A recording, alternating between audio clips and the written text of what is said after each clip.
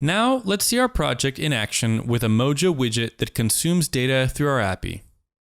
For that, let's go to our sites, in the builder, and let's click on our credit cards widget here that we constructed through the Modyo CLI. And let's use it through a private layout. We need a private layout. It's actually required because the user needs to authenticate their access using credentials.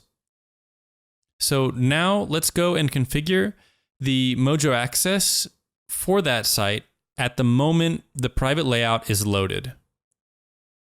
So what we can do is, at that moment, Modyo will immediately require our provider of OpenID in place of any other form of credentials.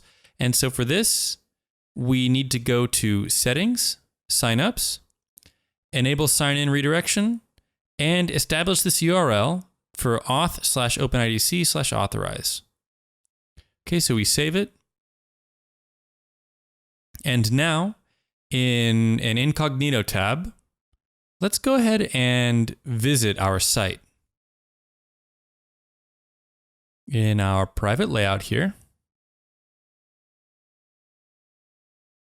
And we can see now we're in the login of our provider. So we're going to log in with our user, Joe Blogs. And as we can see, our widget now loads with Joe Blogs' correct user information. Let's look at more detail and let's go ahead and open our console. All right, and we can see when checking the network, what exactly is passing through our widget at the moment that it loads.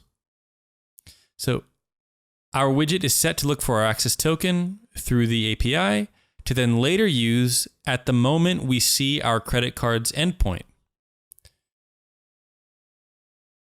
And it's using the authorization header together with our access token.